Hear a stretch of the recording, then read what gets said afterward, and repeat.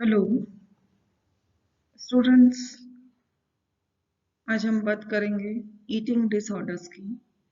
जिस तरह से हमारे बहुत सारे मनोदशा विकृतियां होती हैं, उसी तरह की हमारे खाने पीने से संबंधित, सोने से संबंधित कुछ विकार होते हैं। खाने से संबंधित विकार जो हैं, यानी उनको हम भोजन विकृतियां कहते हैं, जो कि हमारे भोजन व्यवहार में पाए जाने वाले कुछ डिस्टरबेंसेस होते हैं। जैसे अलग अलग प्रकार है, आप चित्र में देख पा रहे हैं। बुलिमिया है, एनोरेक्सिया है, बिंज ईटिंग है, पिकी ईटिंग है। ये हमारे ईटिंग डिसऑर्डर्स कहलाते हैं। अधिकतर भोजन विकृतियां हमारी दो प्रकार की होती है। एक तो कहलाती है एनोरेक्सिया, यानी कि क्षुधा अभाव, यानी कि खाने में कमी, यानी कि भूख ही अनुभव नहीं होना। और दूसरी होती है बुलिमिया नर्वोसा, जिसको हम बोलते हैं क्षुधा अतिशयता, यानी कि आप ज्यादा भोजन कर रहे हैं।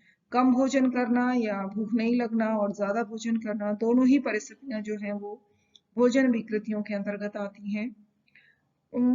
क्षुधा अभाव जो है, उस समय हमारी ऐसा नहीं है कि भूख नहीं होती, लेकिन हमें हमारी जो मानसिक परेशानियां हैं उनके कारण हमें भूख नहीं लगती।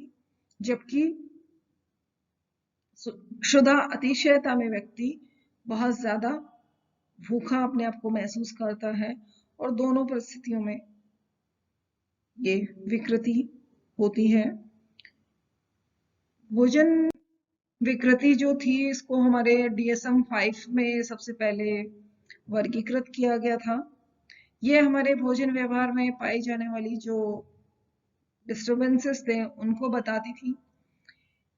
भोजन विकृतियां जो है, एक तरह से मनोवैज्ञानिक स्थितियों की एक श्रेणी है, जो कि अस्वास्थ्यकर खाने की आदतों को विकसित करने का कारण बनते हैं। यानी कि हमारी हेल्दी हैबिट्स नहीं होती खाने की, कुछ भी खा लिया, कई बार खा लिया, या हम परेशान हैं, टेंशन में हैं तो नहीं खाया, या हमारे सामने कुछ भी आया स्वाद के अनुसार हमने खा लिया, तो उसके कारण हमारी गलत आदतें विकसित हो जाती हैं। वे भोजन व शरीर के वजन या शरीर के आकार के साथ जुनून के साथ शुरू कर सकते हैं। गंभीर मामलों में खाने के विकार जो है गंभीर स्वास्थ्य परिणाम पैदा कर सकते हैं, और अगर सही समय पे उनका उपचार नहीं कराया जाए या अनुपचारित अगर वो रहते हैं तो मृत्यु भी हो सकती है। खाने के विकार में लोगों में कई तरह के लक्षण पाए जाते हैं। हालांकि अधिकांश में जो है भोजन पर अपना गंभीर प्रतिबंध लगाना, और उल्टियां करना, अत्यधिक व्यायाम करना आदि चीजें सम्मिलित होती हैं। खाने का विकार जो है वो चाहे स्त्री हो या पुरुष हो, किसी दोनों के ही जीवन स्तर को प्रभावित करता है। मगर अक्सर देखा गया है, जो कई रिपोर्ट्स सर्वे किए गए हैं उनमें, कि किशोरों अवस्था में और युवा महिलाएं जो हैं उनमें ये विकार ज्यादा देखे जाते हैं। लगभग 13% युवा जो है 20 वर्ष की आयु तक कम से कम एक बार तो अपने खाने से संबंधित विकृतियों का अनुभव कर चुके होते हैं। युवा महिलाओं में ये ज्यादा प्रचलित होते हैं। खाने के विकार कई कारणों से हो सकते हैं, जिसमें हमारी आनुवंशिकी, मस्तिष्क जीव विज्ञान, व्यक्तित्व लक्षण, सांस्कृतिक आदर्श सम्मिलित होते हैं। विशेष रूप से हमारे सेरोटोनिन और डोपामाइन का लेवल जो होता है हमारे मस्तिष्क में, वो प्रभावित करता है। भोजन विकृतियां हमारी दो प्रकार की अभी हमने बात करी थी, एनोरेक्सिया और बुलिमिया। बहुत सारे कारण जो होते हैं, जो हमारे ईटिंग डिसऑर्डर्स का कारण बनते हैं, उनमें हम देखें सबसे पहला कारक आता है जेनेटिक्स, यानी हमारी आनुवंशिकी। बहुत सारे लोगों में ये देखा गया अध्ययन कि हमारी आनुवंशिकता जो है उसके द्वारा भी हमारे ईटिंग डिसऑर्डर्स होते हैं। दूसरा है पर्सनैलिटी ट्रेट, यानी व्यक्तित्वशील गुण। कुछ इस तरह के व्यक्तित्वशील गुण होते हैं जैसे जिनमें न्यूरोटिसिज्म पाया जाता है, परफेक्शनिज्म पाया जाता है, इम्पल्सिविटी पाई जाती है जिन लोगों में, उनमें ईटिंग डिसऑर्डर ज्यादा होता है। यानी कि व्यक्ति अपने आप को परफेक्ट बनाना चाहे, अपने जो ज्यादा इम्पल्सिव हैं, आवेगशील हैं, उनका जिनका अपने इमोशंस पे कंट्रोल नहीं होता, वो छोटी छोटी बातों से प्रभावित होकर के सबसे पहला काम होता है कि उनमें ईटिंग हैबिट्स सही नहीं रह पाती हैं और वो ईटिंग डिसऑर्डर का शिकार बन जाते हैं। अगला कारण आता है perceive pressure to be thin, यानी कि पतले होने का जो प्रेशर युवा पीढ़ी के ऊपर जो बना रहता है।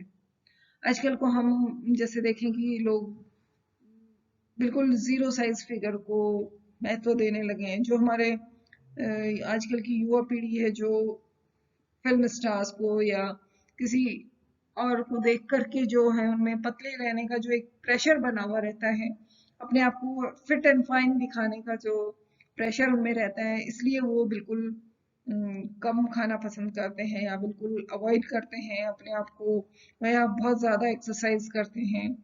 तो ये जो प्रेशर है अपने आप को पतला दिखाने का, ये भी काफी हद तक ईटिंग डिसऑर्डर के लिए रिस्पॉन्सिबल होता है। कल्चरल प्रेफरेंसेस, जैसे हम वेस्टर्न कल्चर में देखें तो वहाँ बिल्कुल जो अगर हमारे यहाँ की हम बात करें तो जहाँ वेस्टर्न कल्चर में जिसको बिल्कुल पतला, जिसकी हड्डियां दिख रही हैं उसको वो बिल्कुल बहुत ही सुंदर मानते हैं हम। तो वो कल्चरल प्रेफरेंसेस के कारण लोग अपने आप को पतला रखना चाहते हैं, तो जिसके उसके लिए ये होता है कि वो अपनी ईटिंग हैबिट्स चेंज कर देते हैं, बिल्कुल कम खाते हैं, नहीं खाते हैं। जैसे मेरे चाइना में एक जो कल्चरल प्रेफरेंसेस है कि महिलाओं की बड़ी लंबी गर्दन सुंदर मानी जाती है, जिसके तहत जो है वो लोगों में, उन महिलाओं में एक रिंग गले में डाल देते हैं और 1 2 3 करते करते उनकी गले में काफी रिंग्स डाली जाती है कि गर्दन लंबी हो जाए, जो एक सुंदरता का प्रतीक है। लेकिन उसके कारण उनकी जो गर्दन की मसल्स हैं, बोन्स हैं, बहुत ज्यादा पतली हो जाती हैं, उनका टूटने का डर भी रहता है। इस तरह के डिसऑर्डर्स हमारे हर एक कल्चर में अपनी अपनी प्रेफरेंसेस होती हैं, वो हमारे ईटिंग डिसऑर्डर का रिस्पॉन्सिबल है। फिर हमारे ब्रेन में कुछ डिफरेंसेस आ जाते हैं उसके स्ट्रक्चर एंड बायोलॉजिकल, जैसे सेरोटोनिन, डोपामाइन, ये भी हमारे ईटिंग डिसऑर्डर्स के लिए रिस्पॉन्सिबल होते हैं। अब बात आती है कि ईटिंग डिसऑर्डर्स कौन कौन से होते हैं। पहला है एनोरेक्सिया नर्वोसा, दूसरा बुलिमिया नर्वोसा। ये 2 मेजर हमारे ईटिंग डिसऑर्डर्स हैं जो कि सामान्यतः पाए जाते हैं। उसके अलावा हमारे बिंज ईटिंग डिसऑर्डर है, पीका डिसऑर्डर, रुमिनेशन डिसऑर्डर और avoidant restrictive food intake disorders. तो ये 6 तरह के हमारे ईटिंग डिसऑर्डर्स बेसिकली होते हैं। आगे अगले नेक्स्ट वीडियो में हम इन डिसऑर्डर्स के बारे में डिटेल से पढ़ेंगे। धन्यवाद।